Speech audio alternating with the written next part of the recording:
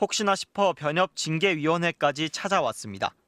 징계 수위를 결정할 사람들 보라고 딸의 영정사진도 들고 왔습니다. 권경애 변호사는 나타나지 않았습니다. 그 사람이 오지도 않았습니다. 정말 한없이 관대하다고 볼 수밖에 없죠. 복도에서 꼬박 반나절을 기다린 끝에 정직 1년이 결정됐다는 소식을 들었습니다.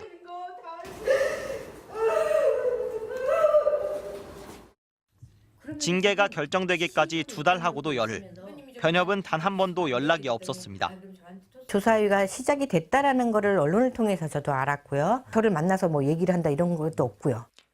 징계는 철저히 비공개로 진행됐습니다. 누가 징계 대상인지조차 숨겨지다 보니 징계 심사를 받으면서도 사건을 수임할 수 있는 구조입니다. 그나마 여론이 뜨거웠던 이 사건은 결정이 비교적 빨랐지만 징계 결정에 1년을 넘기는 일도 수두룩한 게 현실입니다. 어머니는 여전히 묻습니다. 1년 후에 그럼 변호사를 이 사람을 하는 겁니까? 권경아가 왜 변호사를 계속 해야 됩니까? 변호사 업계에선 정직이면 맡은 사건을 다 사임하고 수임료를 돌려줘야 한다며 정직 1년도 무거운 징계라고들 말합니다. 어머니가 요구한 영구 제명이나 제명은 정직이 누적돼야 가능하다고도 설명합니다. 하지만 어머니의 질문에 충분한 답이 되진 못합니다. 내일은 2015년 세상을 떠난 딸의 기일입니다. 잘못한 건 변호사인데 어머니는 죄인이 된 심정으로 딸을 마주하러 갑니다. 뒤통수를 또 맞고 또 주원영이를 보러 가는 그 심정이 너무너무 참담하고 너무너무 주원이한테 면목이 없어요. MBC 뉴스 김상훈입니다. 지난 2015년 학교 폭력에 시달리다 숨진 고 박주원 양의 어머니 이기철 씨. 딸의 영정사진을 들고 대한변호사협회 회의실 앞에 섰습니다. 이 씨는 학교 폭력 가해 학생들과 학교를 상대로 7년간 법정 다툼을 벌여왔습니다. 그런데 사건을 맡은 권경애 변호사가 작년 항소심 재판에 3번 연속 불출석해 그대로 패소한 채 재판이 끝나버렸습니다. 철저하게 저는 세게 해주셔야 되지 한다고 했습니다. 할 수 아니는 최대한의 징계죠. 저는 마음 같아서는 영구제명이라고. 대한변협은 직권조사 착수 2달여 만에 징계위원회를 열고 권 변호사에게 정직 1년의 징계를 결정했습니다. 앞서 사안을 검토한 조사위원회는 정직 6개월 이상 중징계를 건의했는데 징계위가 다소 높게 징계 수위를 결정한 겁니다. 피해자인 이 씨는 변협이 영구제명하지 않고 권 변호사를 감쌌다고 반발하며 오열했습니다. 사람들 기억에 잊혀지면 변호사 하겠죠. 자기 이름 개명이라도 해서.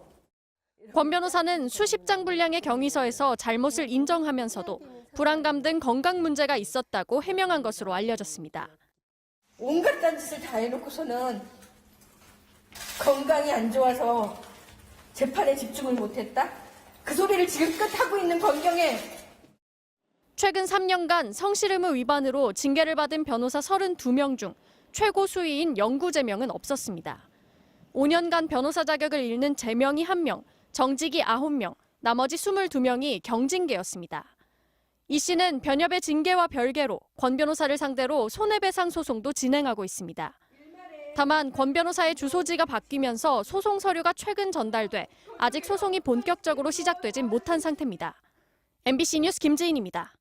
학교폭력 소송을 맡았다가 재판에 나가지 않아서 패소한 사실이 알려진 권경애 변호사가 논란이 불거진 뒤 처음으로 죄송하다는 입장을 밝혔습니다.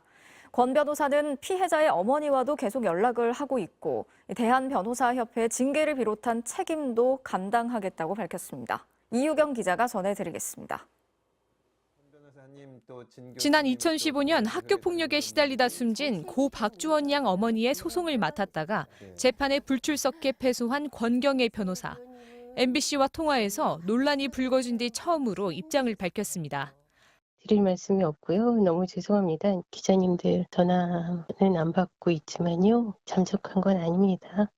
여러 차례 죄송하다고 거듭 사과한 권 변호사는 주원이 어머니와는 계속 연락하고 있으며 징계 등 책임도 모두 감당하겠다고 말했습니다.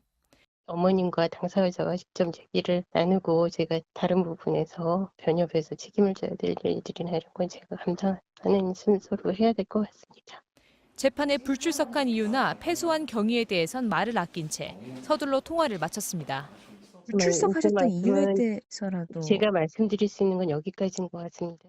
권 변호사는 작년 9월부터 11월까지 주원이의 학교폭력 사건 항소심 재판에 3차례 연속 불출석했습니다.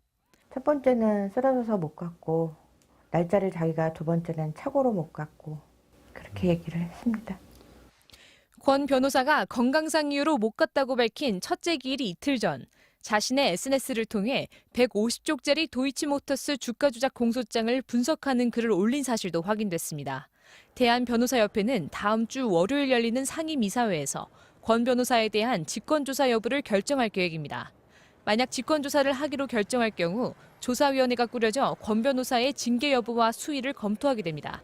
MBC 뉴스 유교입니다.